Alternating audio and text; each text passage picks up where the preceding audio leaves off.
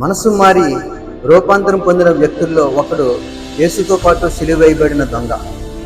ఈ దొంగ జీవితం అంతా హత్యలు, దోపిడీలు వంటి వాటితో సాగిపోయి చివరకు సిలువ మరణం వరకు వచ్చింది.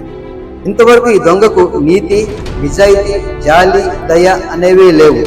అయితే యేసయ్య సిలువలో పలికిన మొట్టమొదటి మాట, తండ్రి వీరేమి చేయుచున్నారో వీరెరుగురు కనుక వీని క్షమించన్న మాట దొంగ హృదయంలో ఆలోచనలు రేకెత్తించింది. మరణానికి సమీపిస్తున్న తరుణంలో ఆయనను హింసిస్తున్న వారి కోసం ఆయన ప్రార్థిస్తున్నారంటే ఆయన ఎవరో గొప్ప దైవజనుడు అని చెప్పేసి అనుకున్నాడు.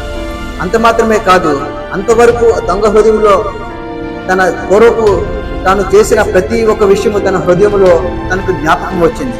వెంటనే యేసయ్య వైపు తిరిగి, తండ్రి నీవు నీ రాజ్యంతో వచ్చినప్పుడు నన్ను జ్ఞాపకం చేసుకో అని చెప్పి ఆయన అడిగాడు. వెంటనే యేసయ్యతో పాటు పరదేశంలో స్థానం సంపాదించుకున్నాడు. మనసు మారి రూపాంతరం పొందిన దొంగ యేసయ్యతో పాటు పరదేశంలో స్థానం సంపాదించుకున్నాడు. కొద్ది మాటలు దేవుడు మనం దీవించుగాక. ఆమేన్.